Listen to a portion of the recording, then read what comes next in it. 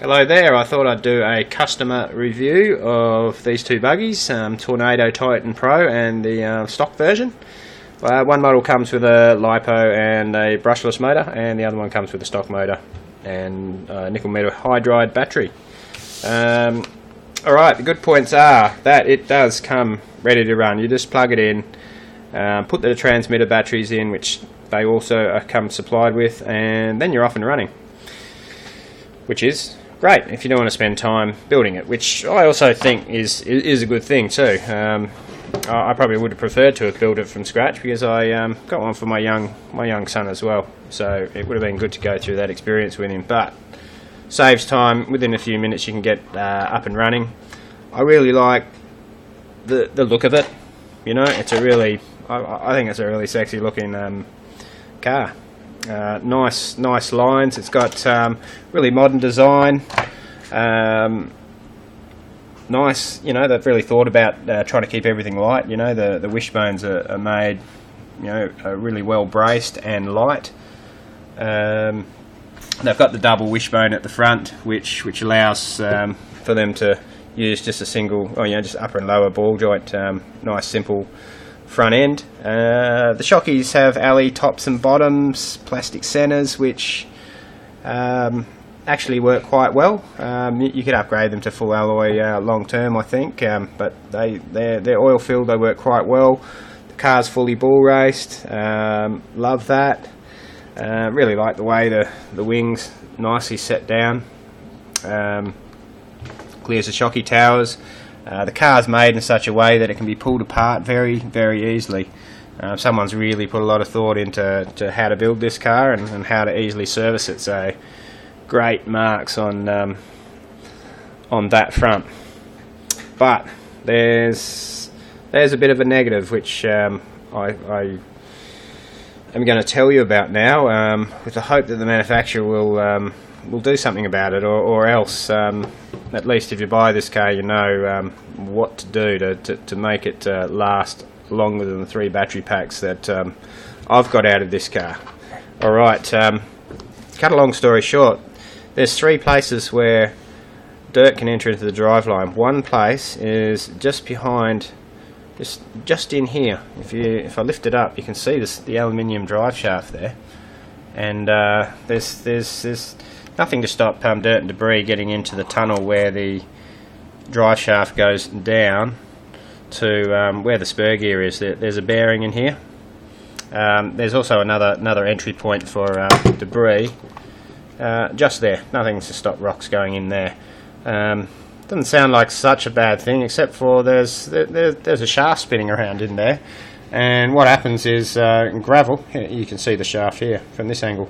Gravel, if it's any bigger than the tolerance between the shaft and the sidewalls and the bottom, then it gets stuck in and starts scoring it quite badly, and it tends to transgress all the way down to here, which I'll show you the result of very shortly.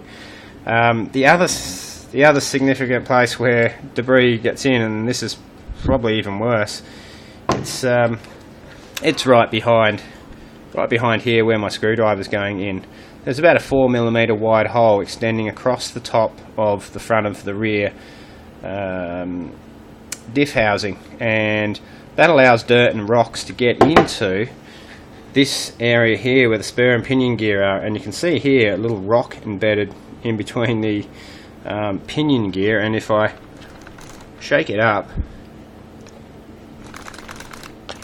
yeah, not sure whether you can see that, but you'll see rocks and gravel in there. So you can see that it's not going to take long before that pinion and spur toast, you know, and that's after 3 runs. So really disappointed in that. If I knew about this, I simply would have put some blue tack, you know, in here to stop anything getting in from here. You can seal this top area with a bit of tape, top or bottom, or something a little bit more technologically advanced. This front area where the drive shaft goes into the drive shaft tunnel, a little bit trickier, because it's spinning, and somehow you've got to stop stuff getting into a tunnel where there's something spinning.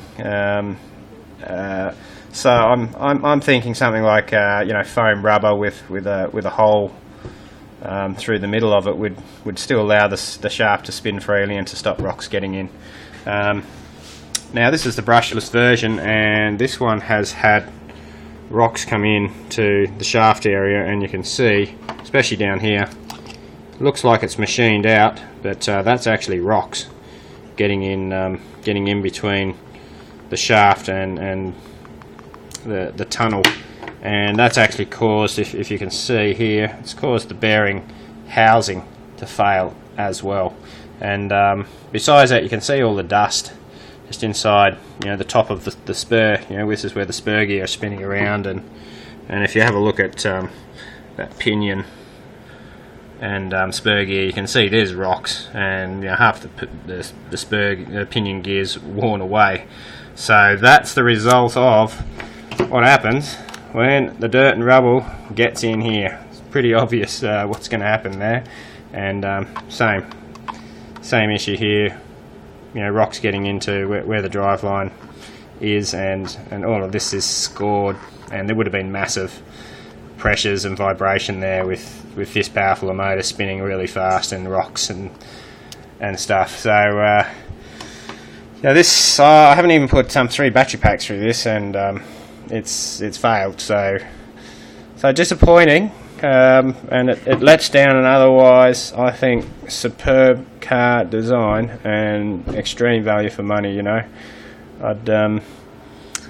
I'd really like to, you know, really like it if the manufacturer would obviously remedy these things, and I think they need to going forward. Otherwise, you're going to get oodles of warranty claims like this. But when they do come up with solutions for this, it's really going to be a sensational buy.